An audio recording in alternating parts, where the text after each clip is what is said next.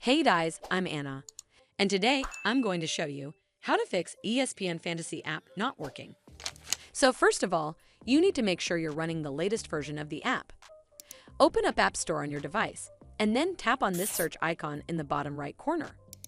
Then search for the app, and if you see this update button right next to the app name, simply tap on it to make sure you're running the latest version of the app.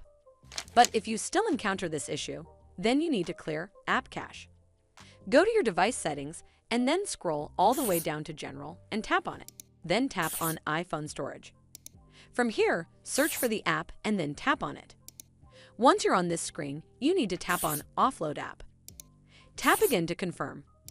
It'll take a bit for processing, and then a Reinstall button will show up. Simply tap on it to reinstall the app. This should fix the issue, but if it doesn't, then you need to completely reinstall the app.